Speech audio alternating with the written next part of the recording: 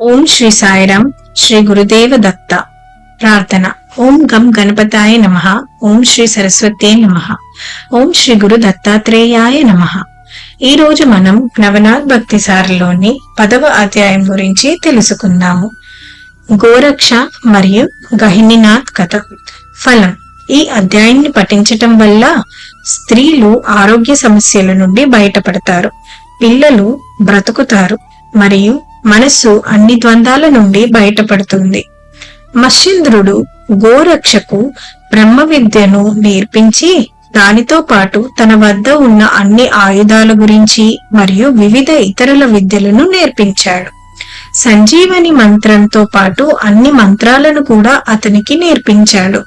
గోరక్ష అన్ని మంత్రాలను కంఠస్థం చేసి ప్రయోగించాడు. ఒకప్పుడు ఒక గ్రామంలో ఒక అసాధారణమైన సంఘటన జరిగింది. మత్స్యేంద్రనాథ్ స్వయంగా భిక్ష అడగటానికి వెళ్ళాడు. గ్రామంలోని కొంతమంది పిల్లలు ఒక మూలలో ఆడుకుంటున్నారు. అప్పుడు అక్కడ గోరక్ష కూడా ఉన్నాడు. ఆ సమయంలో గోరక్షకు 12 నుండి 14 సంవత్సరముల గల వయసు ఉంటుంది. గోరక్ష ఆ పిల్లలు ఆడుకోవటం చూస్తూ అక్కడే నిలబడిపోయాడు. అప్పుడు పిల్లలు గోరక్షను చూసి అతని వద్దకు వచ్చి మట్టి ఎద్దుల బండిని తయారు చేయమని అడిగారు. అతను మట్టి ఎద్దులను మరియు మట్టి బండిని సిద్ధం చేశాడు.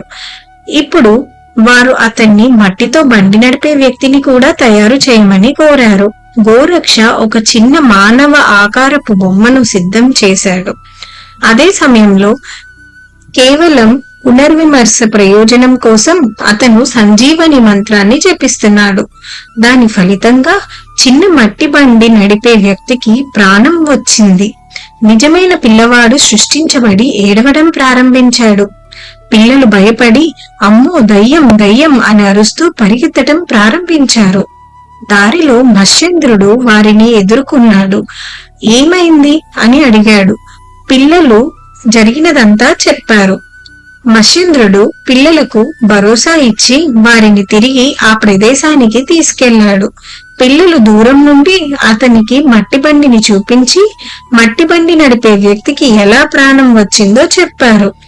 12 నుంచి 14 ఏళ్ల యోగి ఇదంతా చేశాడని కూడా వారు అతనికి చెప్పారు.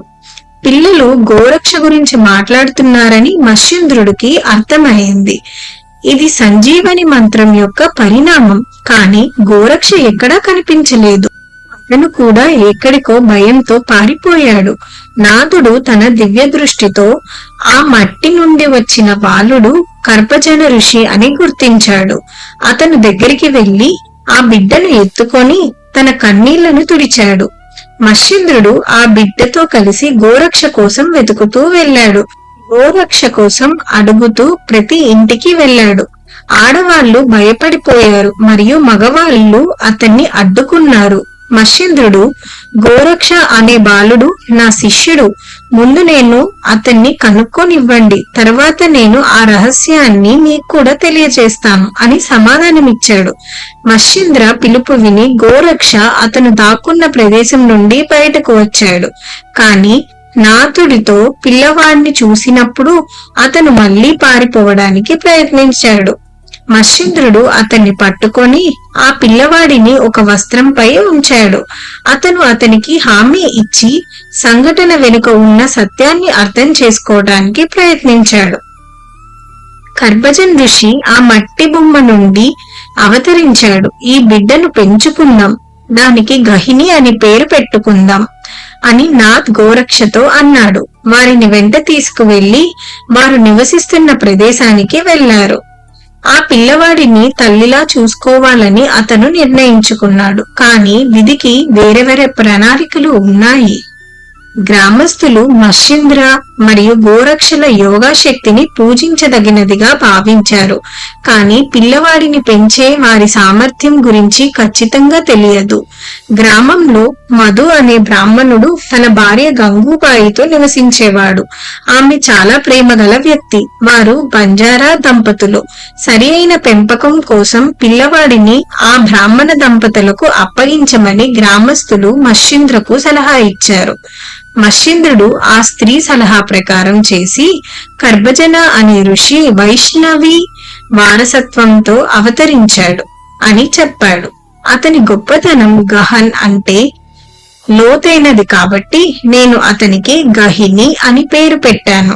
అతన్ని పెంచి పోషించు. 12 సంవత్సరముల తరువాత గోరక్ష ఇక్కడికి వచ్చి అతనికి యోగా ప్రపంచంలోకి దీక్ష ఇస్తాడు.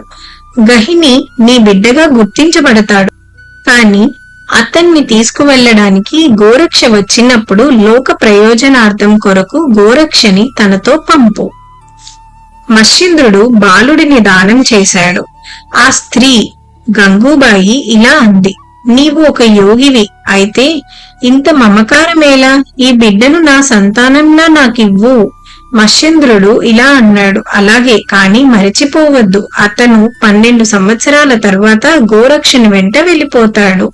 అలా చెప్పి మత్స్యేంద్రుడు అందరి సమక్షంలో ఆ బాలుడిని మధు మరియు గంగూబాయికి అప్పగించాడు. తరువాత మత్స్యేంద్రుడు గోరక్షనితో పాటు అక్కడ కొన్ని రోజులు నివసించాడు. ఆ తరువాత వారు ఉత్తర దిశలోని బద్రికాశ్రమం వైపు బయలుదేరారు.